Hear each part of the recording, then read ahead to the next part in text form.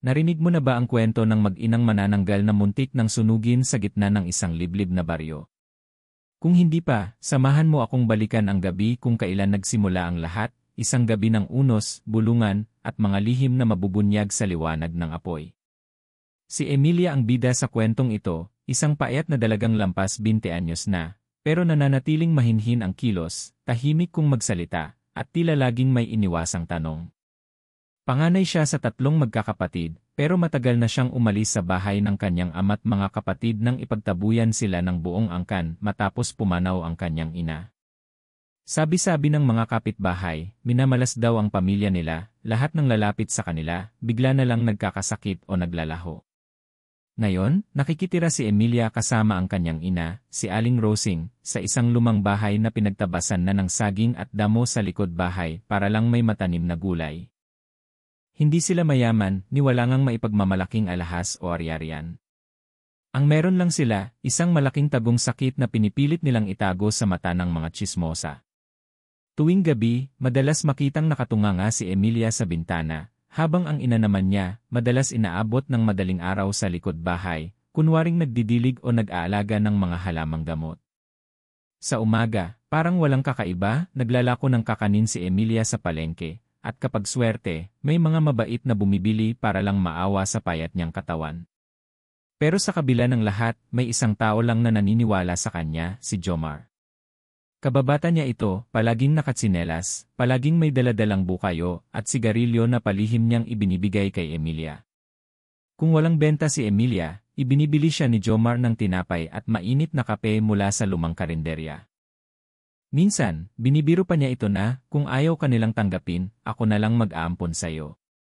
Sabay tatawa si Emilia, pero kita sa mata niyang bitin ang saya, para bang natatakot siyang maniwala na may totoong may malasakit sa kanila. Isang gabi, habang nagkukwentuhan sila sa tabi ng ilaw ng gasera, napansin ni Jomar na may malalaking ibon na umiikot sa bubong ng bahay ni na Emilia. Ano yon, Mia? Naririnig mo ba to? Para yatang mga paniki, bulong niya, sabay lingon sa dilim. Hayaan mo na, Jomar. Baka manok lang ng kapitbahay, mabilis na sagot ni Emilia, pero baka sa boses niya ang kaba. Lumipas ang ilang araw, sunod-sunod ang kwento ng mga bata sa baryo, may manok daw na biglang nawawala, may sanggol daw na nilagnat ng walang dahilan, at may nakita raw silang malaking anino na parang lumilipad sa puno ng mangga. Minsan, kapag malapit na ang hating gabi, sumisilip si Jomar sa bintana ng bahay ni na Emilia. Sa pagkakataong iyon, hindi niya maiwasang mapansin na tuwing gabi, natatanaw niya ang siluetang tila lumulutang sa bubong, hindi malinaw kung tao ba o hayop, basta may pakpak at mahaba ang kuko. Pero kapag tinatanong niya si Emilia, palaging iisa ang sagot nito, huwag mo nang alamin, Jomar. Mabuti pa, umuwi ka na lang kapag gabi.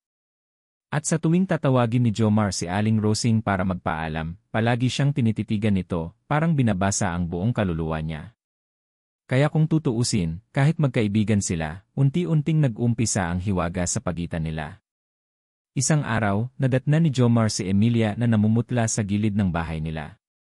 May sugat ang braso nito na tinakpan lang ng lampin. Ano yan? Sinong may gawa niyan? Tanong ni Jomar habang pilit na binubuksan ang nakabalot na tela. Nahulog lang ako, huwag ka nang mag-alala, sagot ni Emilia. Pero sa likod ng bintana, aninag ni Jomar ang ina nitong si Aling Rosing, nakatingin, hindi umiimik, para bang may alam na hindi nila kayang pag-usapan. Mula noon, lumayo na ang mga kapitbahay. Parang may usapan na kapag nadaanan mo si Emilia o ang kanyang ina, lilihis ka ng tingin at dadaanin na lang sa bulungan. May mga binata pa nga na nagbabalak raw na pagbantaan sila, kasi baka raw yun ang dahilan kung bakit sunod-sunod ang sakuna sa baryo. Pero kahit kinukutya, si Jomar lang ang hindi bumitaw. Lagi siyang bumibili ng kandila tuwing Biyernes para ipanalangin ang kaligtasan ng mag-ina. Hanggang sa isang gabi ng tag-ulan, biglang bumagsak ang hangin, at sabay-sabay na nag-ilaw ang mga sulo sa plaza ng baryo. Nagkumpulan ang mga tao, may daladalang sako ng dayami at mga itak. Tama na to. Kung hindi natin susugpuin yan, tayo ang susunod na mawawala, sigaw ng isang lalaki na tinigasan na ang mukha sa galit. Dahan-dahan nilang pinuntahan ang bahay ni na Emilia, dahil balita na raw na nakita ng isa sa mga tanod na may lumilipad mula sa bubong nila kagabi. Si Emilia, pilit pinipigilan ang ina niya na lumabas. Pero si Aling Rosing, nakatayo lang sa harap ng pintuan, walang bakas ng takot sa mukha. Nang makita sila ni Jomar, bigla siyang sumingit sa gitna ng mga tao. "Huwag niyo silang gagalawin. Wala kayong ebidensya," sigaw niya. Pero bago pa siya matapos, biglang humalakhak si Aling Rosing, halakhak na hindi niya pa naririnig kailanman mula sa isang ina. "Kung alam mo lang, Jomar," anang matanda, habang lumalapit sa kanya, at iniangat ang manggas ng damit para ipakita ang pilat na parabang pakpak na tinanggal. "Hindi lahat ng sunog ay kayang pumatay ng katulad namin." Nagulat si Emilia. "Inay," bulong niya nanginginig. Ang mga tao, unti-unting umatras. Si Jomar nanigas. Sa gabing yun, sa unang pagkakataon, nakita niya kung gaano kalalim ang ugat ng takot sa baryong iyon, at kung gaano kasakit ang katotohanang ilang taon na pala siyang nakatira sa tabi ng isang bagay na hindi niya kayang ipaliwanag. At sa gitna ng katahimikan, biglang bumagsak ang isang bagyong apoy mula sa bubong, tila ba may lumipad palayo, at iniwan silang lahat na nakatulala sa gitna ng ulan at apoy. Ngayon, sasabihin ko sa iyo, ang kwento nila'y hindi pa tapos. Ang tanong, sino ang mas dapat mong katakutan? Ang mag-inang manananggal o ang mga taong may balak sunugin sila, kahit hindi nila naiintindihan ang buong katotohanan? Nang matapos ang gabing iyon ng apoy at bulungan, hindi na muling napanatag ang baryo. Umaga-umaga, dinadayo ng mga usisero ang nasunog na bahagi ng bubong ni na Emilia, habang ang mag-ina naman ay halos hindi na lumalabas ng bahay. Si Jomar, bagaman pilit lumalapit, naramdaman ni Emilia ang unti-unti nitong paglayo, hindi dahil ayaw na siya nito, kundi dahil takot na rin itong madamay sa bulong at banta ng mga kabaryo. Nang gabing iyon, nang tuluyang nawala ang aninong lumipad, nagsimulang bumalik sa alaala ni Emilia ang mga bagay na matagal niyang itinuring na bangungot lang. Bata pa siya noon nang una niyang makita ang ina na lumulubog sa balon sa likod ng kanilang dating bahay. Madilim noon, walang buwan, pero aninag niya ang katawan ng ina na unti-unting nawawala sa tubig. At sa pagbalik nito, may dala itong maliit na sisidlan, parang lumang tapayan na may nakabalot na tela sa loob. Mula noon, tuwing magkakasakit sila ng mga kapatid niya, ipapahid ni Aling Rosing ang laman ng sisidlan, malapot na itim na likido na amoy dagta at asim ng lupa. "Huwag kang mag-alala, anak. Hindi ka pababayaan ng dugo natin," bulong nito sa kanya. Hindi niya iyon naintindihan noon. Ang alam lang niya, paggising niya, lagi siyang walang sugat, walang lagnat, pero may kaakibat na kabog ng dibdib na parabang may kapalit ang bawat paggaling niya. Nang lumaki siya at napalayas kasama ang ina, hindi na niya naisip balikan ang lumang balon. Hanggang ngayon, nanatiling lihim iyon sa kanya. Ang hindi niya alam, ang itim na likido pala ay dugo ng isang nilalang na matagal nang pinipilit ng ina niyang ipamana sa kanya. Habang lumalalim ang gabi, muli na namang naririnig ni Emilia ang mga kaluskos sa bubong, at sa likod bahay, ang mahihinang ungol na parang alingawngaw ng hayop na nasasaktan. Umiiwas siyang lumapit, pero sa tuwing titignan niya si Aling Rosing, ramdam niyang mas lumalalim ang mga mata nito, parang hindi na ina kundi bantay na ng isang madilim na lihim. Minsan, nang magtungo siya sa ilog para maglaba, bigla siyang kinutuban. Sa kabila ng ilog, may nakita siyang isang matandang lalaki na nakaupo sa malaking bato. Punit-punit ang damit nito, mahaba ang buhok na parang ugat ng puno. Sa unay inakala niyang lasing lang o siraulo. Pero nang lapitan niya, napansin niyang may nakabalot na hibla ng damong ligaw sa mga pulso nito, parang tali na hindi mabaklas. "Apo," mahinang tawag ng matanda. Napaatras si Emilia, pero hindi niya magawang iwanan yon. "Sino po kayo?" tanong niya, nanginginig ang boses. "Ako'y albularyong tinapon sa gubat ng matuklasan kong bantay ka ng mutyang inilubog sa balon," bulong nito. "Ang dugo ng iyong ina, dugo iyon ng nilalang na binuhay ng mga ninuno nyo para huwag mamatay ang lahin nyo." Nanlaki ang mata ni Emilia. "Anong ibig niyong sabihin? Hindi ka dapat tao lang, apo. Kalahati ka ng nilalang na yon, diwata na tinakwil ng bundok, ikinulong sa lupa.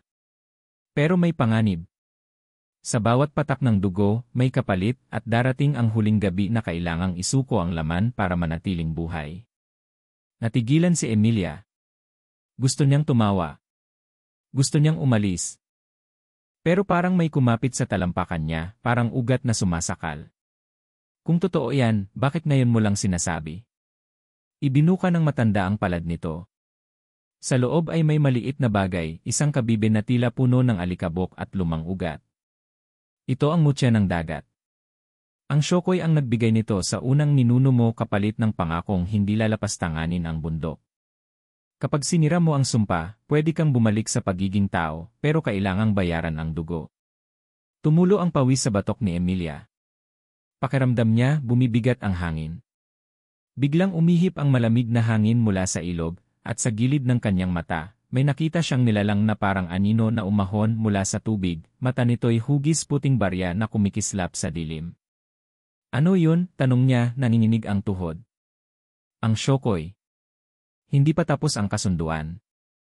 Huwag mong isuko ang sarili mo sa apoy ng tao, dahil mas malupit ang apoy na hinihintay ka kapag hindi mo pinili ang tamang daan. Umiling si Emilia. Hindi ko kaya. Hindi ako katulad nila. Gusto ko lang maging normal, walang normal sa dugo mo, apo. Ang tanong, sino ang kaya mong isakripisyo para maging tao? Hindi na nakasagot si Emilia. Tumayo siya at nagmamadaling tumakbo pa uwi, bitbit ang kabibe na parang apoy na kumikirot sa palad niya. Nang gabing iyon, tinago niya ito sa ilalim ng banig, pero hindi siya nakatulog. Paulit-ulit na bumabalik sa isip niya ang sinabi ng matanda, sino ang kaya mong isakripisyo? Kinabukasan, pinilit niyang ipagpatuloy ang normal niyang buhay. Pinuntahan siya ni Jomar, bitbit ang pinakuluang saging at isang lumang radyo para mabawasan daw ang bigat ng gabi. Kahit anong mangyari, Mia nandito pa rin ako, bulong nito habang sabay silang nakaupo sa bangko sa harap ng bahay. Ngumiti si Emilia, pero ang totoo, parang pinipiga ang dibdib niya. Lalo na nang makita niya ang ina niya sa likod bahay, nakatitig sa kanila, mata nitong mapuputi na, parang butas na walang pupuntahan. Sa tingin ni Emilia, alam ng ina ang lahat, ang kabibe, ang Shokoy, ang mutya ng dugo na pilit niyang itinatago. Nang bumalik si Emilia sa silid, binuksan niya ang sisidlan na iniwan ng kanyang ina, nandoon pa rin ang itim na likido, bahagyang tuyo na. Pinagmasdan niya ang kabibe sa tabi nito. Sa pagitan ng dalawang bagay na iyon, pakiramdam niya'y hawak niya ang buhay at kamatayan. Pero bago niya maisara ang sisidlan, biglang bumukas ang pinto ng silid. Si Aling Rosing nakatayo sa anino ng ilaw. Anak, mahinang tinig nito, pero matalim ang titig. Handa ka na ba? Handa saan, inay? Nanginginig na sagot ni Emilia. Handa kang piliin kung sino ang mananatili at sino ang mawawala, sabay inilapag ni Aling Rosing ang kamay sa balikat niya, at sa gabing iyon, sa unang pagkakataon, naramdaman niyang hindi na siya anak kundi tagapagmana ng isang sumpang lalong sumisiksik sa laman niya. Sa labas ng bahay, naririnig niya ang kaluskos ng mga sulo. Bumabalik ang bulungan. Lumalakas ang ulan. At sa dibdib niya, parang sinasakal siya ng sariling dugo. Hindi pa ito ang wakas. Pero ngayon, alam ni Emilia na hindi na lang basta sunog ang haharapin niya. Kundi ang apoy sa loob at ang tanong kung sino ang mauunang matupok. Lumipas ang ilang araw na parang walang hangin. Si Emilia halos hindi na lumalabas ng silid. Sa tuwing sisilipin siya ni Aling Rosing, hindi na ito nagsasalita, pinagmamasdan lang siya na parabang tinitimbang kung hanggang saan ang kayang pasanin ng sariling anak. Sa mga oras na nag-isa siya, kinakausap niya sa isip ang ina, kahit nasa kabilang silid lang ito. Inay, bakit ako? Bakit ako ang kailangan magdala ng dugo na yan? Pero walang sagot. Tanging ang tunog lang ng ulan sa bubong ang pumapagitna sa kanila. Minsan, naiisip ni Emilia na sana nandoon pa ang tatay niya. Pero ang totoo, matagal na itong lumisan bago pa siya isinilang. Sabi ng mga matatanda, naglayas daw ito nang malaman ang totoo kay Aling Rosing, ang hiwaga ng dugo, ang itim na likidong pinagmumulan ng buhay at sumpa. Iniwan sila, dala ang takot na baka siya ang isunod na lamunin ng lihim na iyon. Minsan, naiisip ni Emilia kung buhay pa ba ito o nilamon na rin ng dilim. Habang yakap ang mutya sa gabi, paulit-ulit niyang sinasabi sa sarili, hindi ako katulad nila. Hindi ako magiging halimaw. Pero sa tuwing pumipikit siya, nakikita niya ang aninong umaalon sa balon, ang diwata o nilalang na pinagmulan ng lahat. Parang tinatawag siya, binubulong na hindi niya kayang tumakas. Isang gabi, biglang bumangon si Emilia. Hindi niya alam kung bakit, pero naramdaman niyang may ibang presensya sa labas ng bahay. Dahan-dahan siyang lumabas ng silid. Walang ilaw. Sa tapat ng pintuan, nakita niya si Jomar, nakaluhod sa lupa, duguan ng palad, at parang hinahabol ang hininga. Jomar, sigaw niya, mabilis na lumapit. Anong nangyari sa'yo? Mia, may dumukot sa kambing namin. Akala ko magnanakaw lang, pero hindi tao yon, Emilia.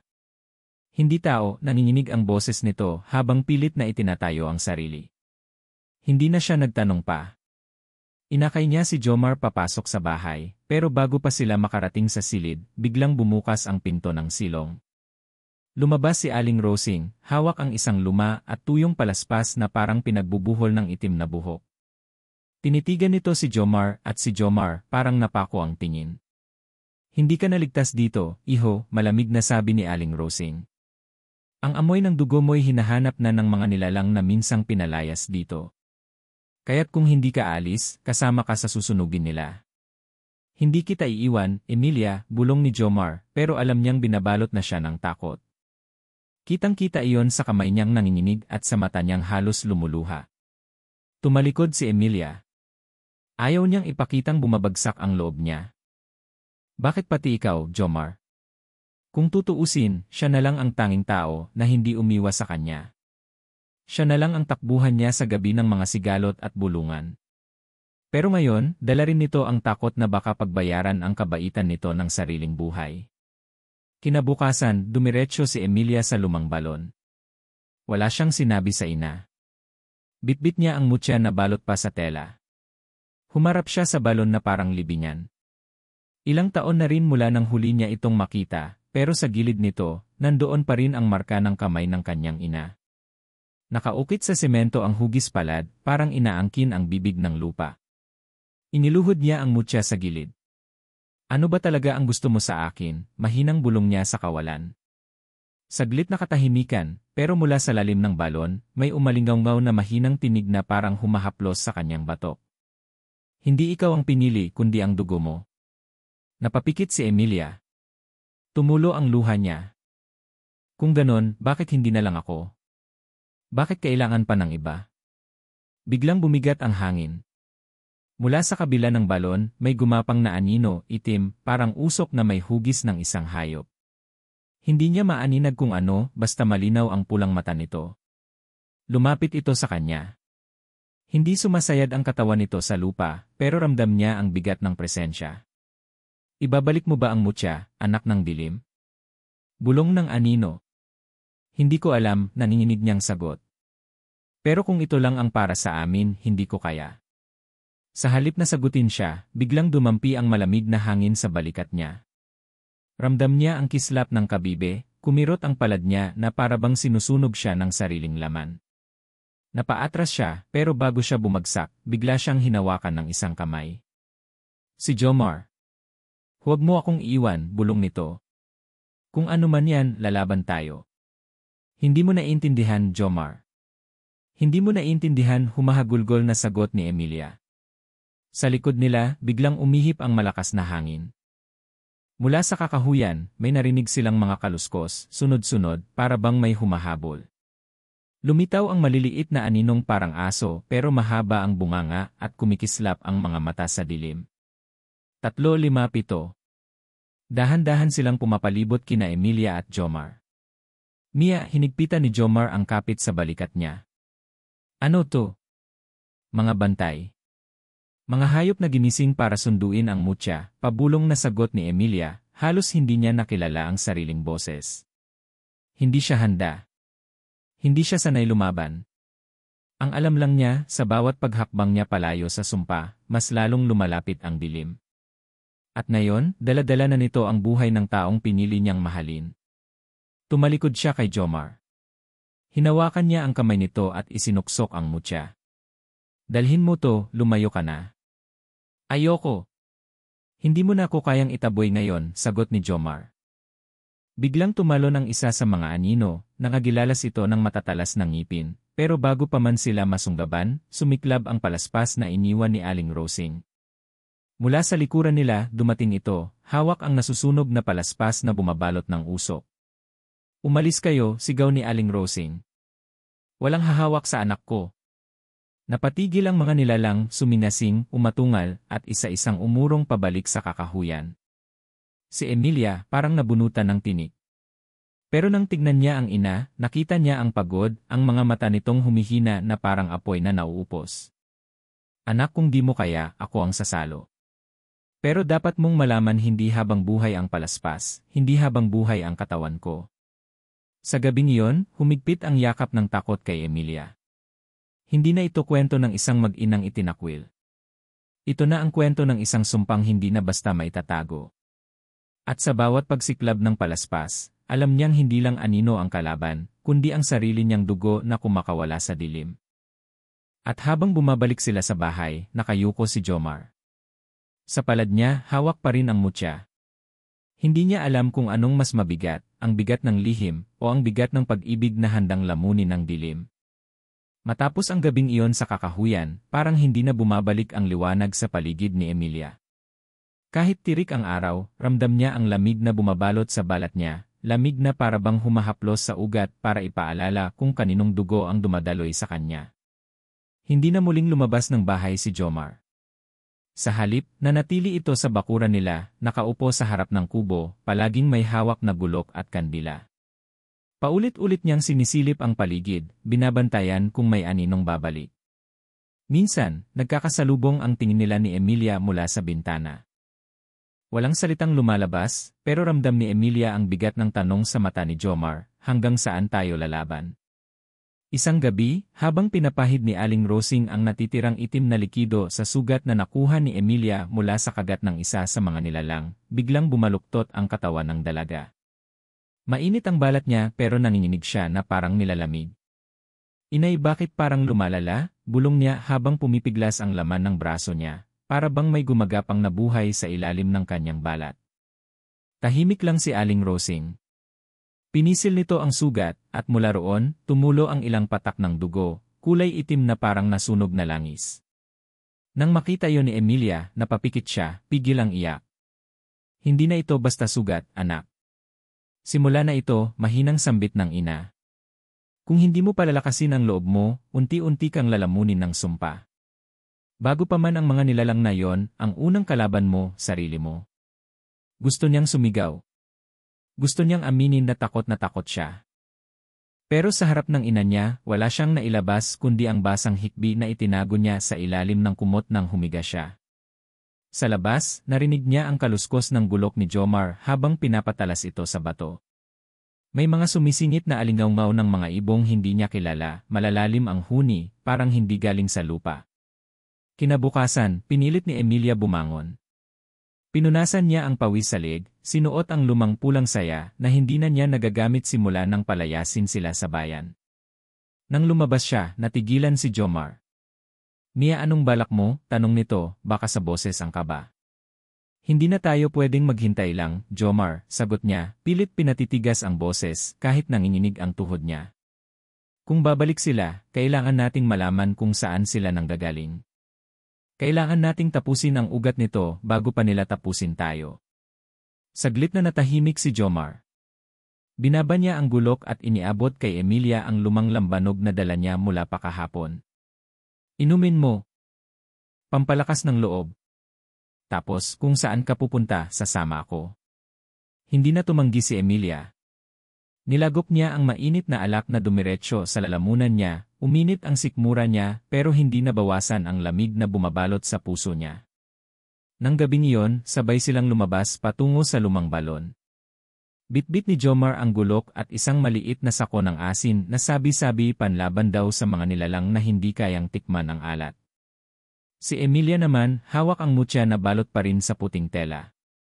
Sa paglakad nila sa masukal na daan, naririnig nila ang mga kaluskos sa ilalim ng mga tuyong dahon, mga tunog na minsang mabilis, minsang mabagal. Pakiramdam ni Emilia, may mga matang sumusunod sa kanila sa dilim. Mia, kung hindi mo na kaya, sabihin mo lang. Babalik tayo, bulong ni Jomar habang mahigpit ang hawak sa kamay niya. Hindi na tayo babalik. Kung babalik man tayo, dala na natin ang katotohanan, sagot niya. Pero sa loob-loob niya, halos gusto na niyang bumigay. Nang marating nila ang balon, tila ba bumigat ang paligid. Walang ihip ng hangin, pero nagliliparan ang maliliit na puting insekto na parang abo ng sinunog na dahon. Pumuwesto si Jomar sa likod niya habang dahan-dahang inilapag ni Emilia ang mutya sa bungad ng balon. Biglang sumingaw ang malamig na hangin mula sa kailaliman. Napapikit si Emilia, pinilit niyang wag bitawan ang mutya.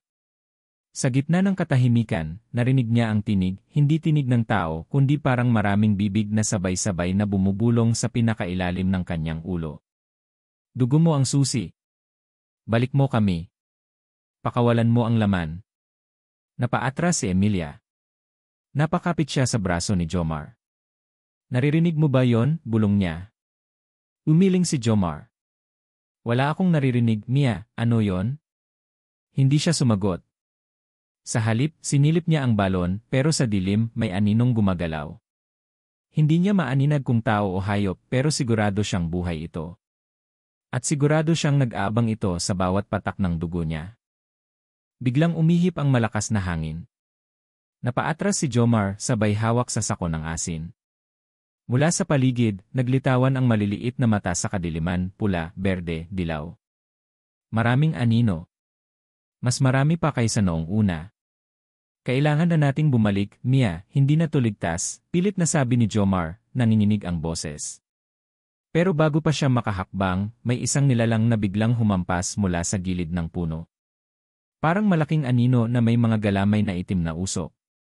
Napaluhod si Emilia sa lakas ng hangin na dala nito. Si Jomar, mabilis na itinapon ang asin, pero sa halip na umurong, parang lalo lang nagalit ang nilalang. Sumingasing ito, mula sa likod ng usok, lumitaw ang hugis mukha. Wala itong mata, pero may malaking bunganga na parang itim na hukay. Jomar, sigaw ni Emilia. Hinila niya ito palayo, pero sa bawat hakbang nila, para silang hinahabol ng malamig na hangin na may kasamang buntong hininga ng libo-libong tinig. Sa gitna ng kaguluhan, nabitiwan ni Emilia ang mutya. Tumama ito sa lupa, bumuka ang balot at kumislap ang kabibe sa dilim. Sa isang iglap, huminto ang nilalang, parang pinako ng liwanag na nanggaling sa mutya. Tinitigan ito ni Emilia. Humahabol ang kanyang hininga. Ramdam niya ang lamig na umuusbong mula sa balon at ang init na sumasabog mula sa kabibe. Sa likod niya, narinig niya ang tinig ng ina niya, hindi niya alam kung talagang naroon si Aling Rosing o guni-guni lang. Anak, pipili ka na. Buhay o sumpa. Pero wala siyang maisagot. Sapagkat sa harap ng dilim na iyon, ang tangi niyang naramdaman ay hindi tapang, kundi takot na baka hindi niya kayang bitawan ang huling bahagi ng sarili niyang normal na pagkatao. Habang naglalaban ang hangin at liwanag, hinawakan ni Jomar ang kamay niya. Lalaban tayo, Emilia. Kahit saan, kahit kailan. Pero sa mata niya, alam ni Emilia, pareho silang hindi sigurado kung paano tatapusin ang halimaw na unti-unting umaangat mula sa pinakailalim ng kanilang dugo. Nang tumigil ang pag-ikot ng hangin sa paligid nila, parang biglang naging mabigat ang katahimikan. Si Emilia, hawak pa rin ang mutya, nanginginig ang daliri habang pinagmamasdan ang aninong halimaw na tila nakapako sa liwanag. Si Jomar, nakatayo sa likod niya, hawak ang sako ng asin na ngayon ay basang-basa na ng pawis at ulan. Hindi alam ni Emilia kung gaano katagal silang nakatayo roon. Ang oras, parang tinik na bumabaon sa balat. Sa ilalim ng liwanag ng kabibe, unti-unti niyang napansin ang hugis ng nilalang, hindi lang basta usok o anino ito. May laman. May hugis katawan. May mga mata na ngayon lang niya nakita, mga matang pamilyar pero hindi niya mawari kung saan. Napasinghap si Emilia. Inaibulong niya sa sarili. Kasi ang mga matang iyon, katulad ng kay Aling Rosing. Bigla siyang napaatras. Hinila niya si Jomar. Jomar, hindi ko ito maintindihan. Bakit ganito ang itsura niya? Pero si Jomar hindi tumugon. Tahimik lang ito. Mahigpit ang hawak sa balikat niya, masyadong mahigpit na parabang pinipigil siyang umatras. Jomar, bitawan mo ako, nangangatog ang boses niya. Pero lalong humigpit ang kapit nito. Dahan-dahan, ibinaba ni Jomar ang kanyang mukha sa tabi ng tainga ni Emilia. Sa unang bulong nito, hindi na tinig ng kaibigan ang narinig niya, kundi isang malamig na tinig na tila matagal nang nakatago sa dibdib nito. Pasensya ka na, Emilia. Hindi ko sinadyang umabot tayo rito. Hindi siya makahinga. Napalingon siya kay Jomar at doon niya nakita ang mga mata nito. Hindi na ito ang mata ng kabataang sabay niyang nangarap na takasan ang baryo. May bakas na itim sa gilid ng mga mata nito, parang usok na kumikilos sa ilalim ng balat. Jomar, ano to? Tinig niya, halos paus. Matagal na kitang bantay, Emilia. Ako ang bantay mo. Ako ang taya para siguruhing ibabalik mo ang mutya kung sakaling tangkain mong takasan ito. Nalaglag ang kabibe sa lupa. Sa isang iglap, nawala ang liwanag at muling bumalik ang halimaw sa usok at dilim. Muling bumagsak ang malamig na hangin sa balikat niya. Hindi pwede, humakbang siya palayo, pero mabilis siyang sinundan ni Jomar o kung sino man ito. Bakit? Bakit mo to ginagawa? Tinitigan siya nito. Sa likod ng bahagyang usok sa mga mata, nakita pa rin niya ang bakas ng dating Jomar, ang kabataang minsang nagbigay ng bukayo sa kanya, ang kaibigang bumuhat sa kanya pauwi noong sinugatan siya ng halimaw. Hindi ko pinili to, Emilia. Katulad mo, wala akong pagpipilian. Bago pa tayo ipinanganak, pinangako na ang dugo mo sa ilalim ng balon. Ako ang bantay, ako ang susi na magbabalik sa sumpa kung tatangkain mong tumakas. Bakit mo ko tinulungan? Bakit mo ko pinagtanggol? Sigaw niya, umuugong na ang tainga niya. Dahil tao rin ako. Gusto kong maniwala na baka kaya kitang iligtas. Pero hindi na pwedeng takasan, Emilia. Hindi na pwedeng bitawan ang sumpa. Umangat ang halimaw mula sa lupa. Sa liwanag ng kidlat, malinaw na niyang nakita, hindi ito basta usok. May balangkas ito na parang pinagtagpi-tagping katawan ng hayop at tao, at sa mismong gitna, may hugis ng mukha ng kanyang ina, ang mukha ni Aling Rosing, ngunit nakangiti, at sa likod ng ngiting iyon, ang bangis ng isang nilalang na gutom sa laman. Hindi yan si inay ko, mahinang bulong niya. Pero alam niyang mali. Alam niyang tama ang nakikita niya. Hindi na tao ang ina niya. Siya ang tagapag-ingat ng sumpa, at ikaw ang huling sisidlan, sambit ni Jomar, mababa ang tinig na parang bulong ng hangin sa pagitan ng mga dahon. Kapag ibinalik mo ang mutya, matatapos na ang kasunduan. Hindi na sila maghahanap ng bagong laman. Hindi na magpapatuloy ang gutom. Pero ako ang kapalit, dahan-dahan bumagsak ang tuhod niya sa basang lupa. Humawak siya sa damo, nanginginig ang katawan. Hindi lang ikaw, mahinang sambit ni Jomar. At doon, sa ilalim ng malakas na ihip ng hangin, narinig niya ang maikling sigaw, mga sigaw ng tao, mula sa baryo. Napalingon siya. Sa malayo, kita sa madilim na kabubatan ang maliliit na pulang apoy, mga sulo. Mga tao. Mga kapitbahay nila. Jomar, anong ginawa mo? Halos wala nang tinig ang lumabas sa bibig niya. Sinabihan ko sila kung nasaan ka. Sinabi kong kaya pa nilang wakasan ang sumpa kung susunugin ka habang hindi pa bumabalik ang mutya. Kung mapapatay ka, mababaon na rin ang nilalang sa balon. Tapusin na. Isara na ang dugo. Nanginig ang kalamnan ni Emilia. Hindi niya alam kung uunahin ba niyang harapin ang halimaw na unti-unting bumabalot sa paligid nila o ang mga taong papalapit para sunugin siya ng buhay. Patawad, Emilia, bulong ni Jomar. At doon niya nakita, bumagsak ang sako ng asin mula sa kamay nito.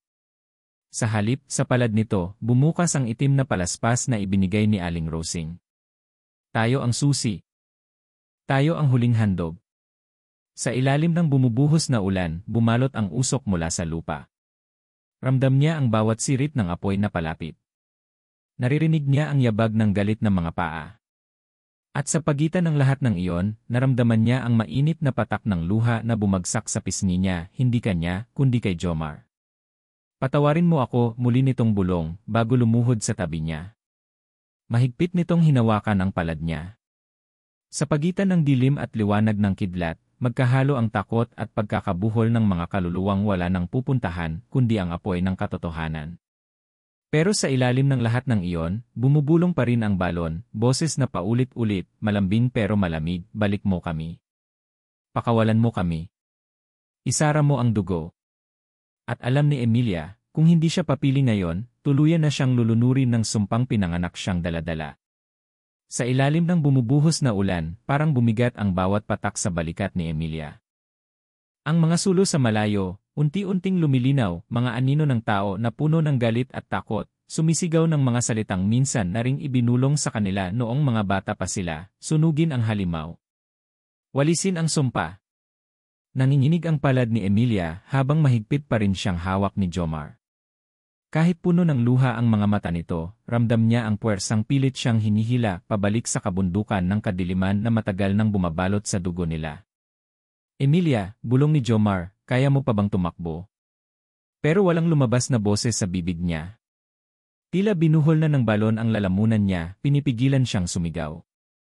Sa likuran nila, umuungol ang halimaw na may mukha ng kanyang ina, mata nitong puti na parang pinirinan, bibig nitong nakangiti, ngunit nababalot ng itim na usok na tila gumagapang sa mga ugat ng lupa. Bawat hakbang nito, sumasabay ang paggalaw ng mga ugat at damo sa paligid, parang inaangkin ang lupa. Dahan-dahan siyang bumaling kay Jomar. Jomar, kung bantay ka, kung ikaw ang susi, anong gagawin mo kung lumaban ako? Nagtama ang kanilang mga mata. Sa likod ng itim na usok sa mga mata ni Jomar, nasilip niya ang pinakaugat ng pagkatao nito, takot, pagsisisi, at pagmamahal na pilit pa rin kumakapit kahit nilamon na ng sumpa.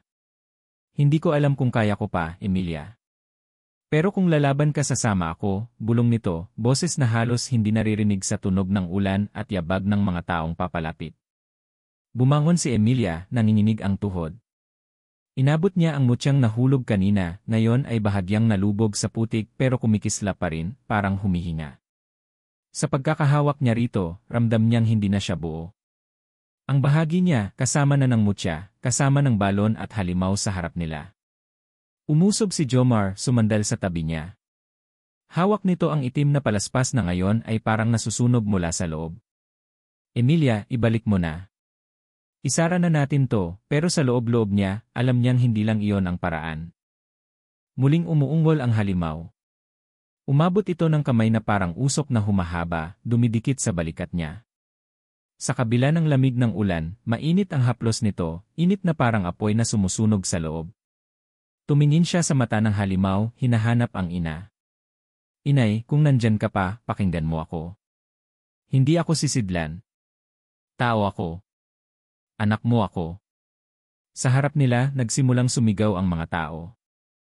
Naririnig niya ang mga kapitbahay na dati kausap niya sa palengke, mga batang minsan niyang pinahiram ng pinggan. Ngayon, dala nila ang apoy para sunugin siya, parang basura. Para sa kanila, isa siyang halimaw. Anak ng halimaw. Napatingin siya sa mutya. Kumislap ito. Mula sa loob, parang may dumaloy na liwanag na pumapasok sa palad niya. Sa kisap mata, naramdaman niya ang mga alaalang hindi kanya, mga mukha ng ninuno, mga bulong sa ilalim ng lupa, ang boses ng diwata na minsang ibinaon sa balon para huwag lumaya. Lahat iyon, parang pumapasok sa mga ugat niya, sumasabog sa dibdib niya. Biglang bumitaw si Jomar. Tumayo ito sa harap niya, hinarang ang katawan para hindi siya maabot ng halimaw. Kung magwawakas man to, ako na lang, Emilia. Ako na lang ang isara nila. Takasan mo na to, pero bago pa siya makasagot, biglang humampas ang anino mula sa halimaw. Tumama ito sa dibdib ni Jomar. Isang iglap lang, bumaluktot ang katawan nito, bumagsak sa putikan. Jomar, sigaw ni Emilia, pero walang boses na lumabas. Ang tinig niya, nilamon na rin ng hangin. Lumuhod siya. Hinawakan niya ang mukha ni Jomar, mainit pa ang pisngi nito, pero dahan-dahan nang sumasama ang hininga. Sa mata nito, walang galit. Puro lungkot at pagod. Patawarin mo ako, bulong nito, pero alam niyang hindi na ito sa salita, kundi sa isip niya lang pumapasok. Patawarin mo ako, Emilia, patawarin mo ako. Sa likod niya, sumigaw ang mga tao. Sumugod ang ilan, hawak ang sulo, itak, sako ng dayami. Ang iba, may dalang asin at lumang lubid. Handa na silang sunugin ang lahat, ang halimaw, ang kubo, pati siya. Ngunit sa gitna ng lahat ng iyon, biglang tumayo si Emilia. Hindi na siya makaluhod sa pagod at takot. Itinaas niya ang mutya. Sa unang pagkakataon, pinakawalan niya ang galit na matagal niyang ikinulong. Kung ako ang sisidlan, ako rin ang wakas. Kung ako ang dugo, ako ang papatay sa gutom ninyo. Mula sa palad niya, kumalat ang liwanag, hindi apoy kundi liwanag na parang hininga ng araw na pilit sumisilip sa makapal na ulap. Tumama ito sa halimaw. Umungol ito ng matinis, parang libong boses ang sabay-sabay na nasusunog. Sa loob ng anino, nakita niya ang mukha ni Aling Rosing, hindi na halimaw, kundi ina na pagod na rin. Anak bulong nito, boses na mahina pero buo. Patawad. Patawad. Sumiklab ang hangin. Gumalaw ang lupa. Ang mga taong may dalang sulo na paatras. Ang apoy na dala nila, biglang namatay, nalunod ng ulan at liwanag na galing sa mutya. Hinawakan ni Emilia ang mukha ng halimaw. Hindi na ito umangal. Bumalik ang anyo ni Aling Rosing, matandang payat, nanginginig, nakaluhod sa harap niya. Inay, bulong niya. Patawarin mo rin ako. Sa huling hinga, bumagsak si Aling Rosing sa dibdib niya. Parang usok na dahan-dahang natunaw ang laman nito, bumalik sa lupa, bumalik sa balon. Kasabay nito, naramdaman niya ang bigat na lumalabas sa katawan niya, parang libong tinik na sinasama ng hangin palayo. Ngunit bago niya mailuwa ang huling hikbi, bumaling siya kay Jomar. Wala na itong galaw. Isang bahagi ng dilim, dinala na ito pabalik sa ilalim. Isang parte ng sumpa, isinara kapalit ng buhay nito. Tumayo si Emilia, bitbit ang mutya na ngayon ay parang basag na kabibe. Sa paligid, natigilan ang mga tao. Basang-basa sila sa ulan, hawak pa rin ang mga sulo na wala ng apoy.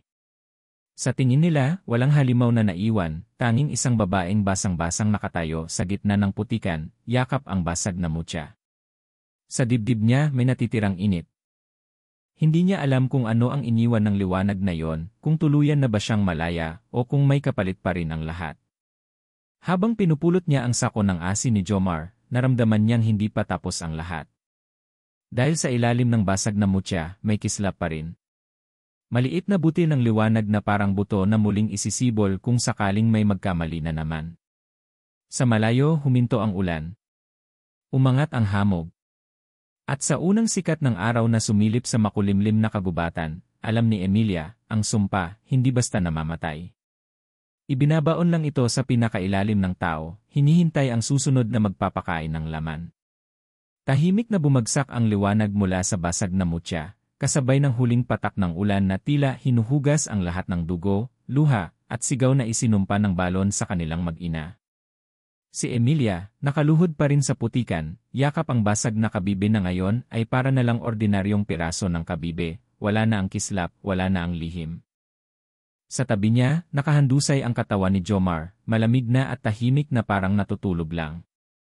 Pinikit niya ang mga mata nito, dahan-dahan, gamit ang nanginginig niyang mga daliri. Minsan, pangako nilang dalawa na maglalakad sila palayo sa baryo, sa syudad, o sa ibang lugar na hindi alam ng mga lumang nilalang. Sa dulo, hindi na ito umabot doon. Ang mga tao, dahan-dahan ding nagsilapit. Wala na ang mga sigaw, wala na ang galit sa mga mata nila. Ang iba, itinapon ang mga sulo sa basang lupa, ang iba, lumuhod at bumulong ng dasal sa sarili. Hindi na nila alam kung kaaway ba talaga si Emilia o siya na ang nagligtas sa kanila sa sariling kasakiman. Lumapit si Mang Ernesto, ang pinakamatandang lalaki sa baryo, na minsang nagtaboy sa kanila. Bitbit nito ang lumang rosaryo na sinabing hindi raw ubra sa mga halimaw. Dahan-dahan nitong inabot ang rosaryo kay Emilia. Pasensya na, Hija. Hindi namin alam. Hindi namin alam kung paano kaintindihin. Tiningnan lang siya ni Emilia. Tinanggap niya ang rosaryo pero hindi niya alam kung para saan pa. Patawad? Protection? O para ipaalala na sa dulo, sila-sila pa rin ang nag-aalay at nagbabagsak ng sumpa sa isa't isa. Hindi na niya sinagot. Marahan siyang tumayo, isinuksok ang basag na mutya sa bulsa ng lumang saya, at sinapo ang rosaryo sa kabilang kamay. Sa loob niya, ramdam niyang may naiwan pa rin, hindi na ang halimaw, kundi ang anino ng lahat ng sakit na pilit niyang pinutol. Uwi na ako, mahinang sambit niya, kahit wala siyang alam kung saan pa siya uwi. Wala na ang kubo nila na abo sa apoy.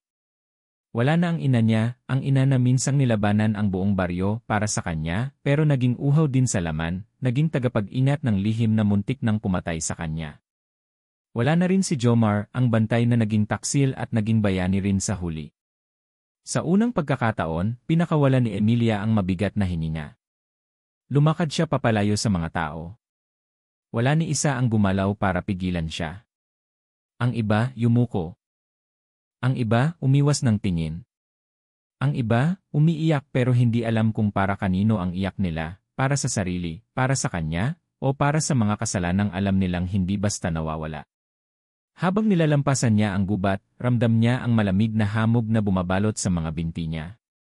Sa ilalim ng mga paa niya, naroon pa rin ang lupa kung saan binuo ang balon, pinagtalian ng sumpa.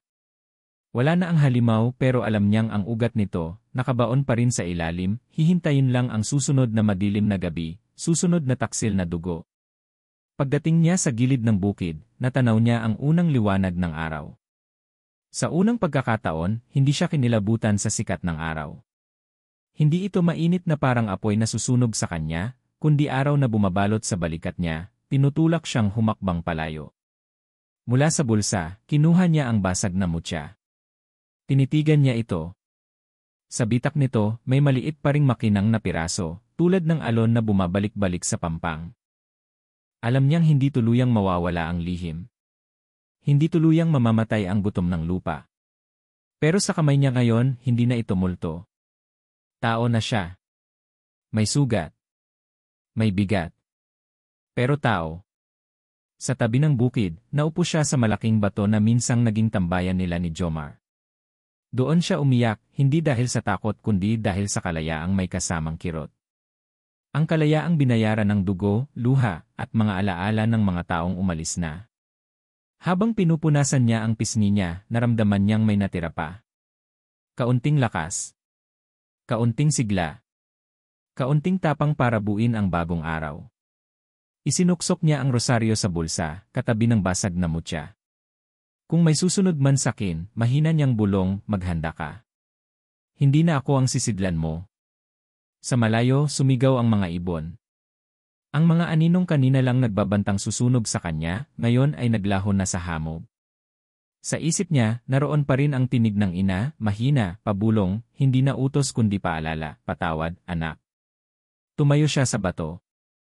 Nilapitan ang malapit na puno ng mangga, ang puno na minsan nilang inakyat para lang magnakaw ng hinog na bunga. Doon niya ibinaon ang basag na mutya. Isiniksik niya ito sa ilalim ng ugat, tinabunan ng lupa gamit ang sariling mga kamay. Wala na siyang itinatago. Wala na siyang itinatakas. Pagkaraan, humakbang siya papalayo.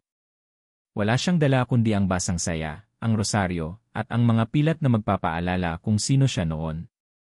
Sa unang hakbang niya sa bagong daan, ramdam niya ang bigat, pero sa ilalim ng bigat na yon, may kaunting sigla na parang sinag na sumusubok sumungaw sa makapal na ulap.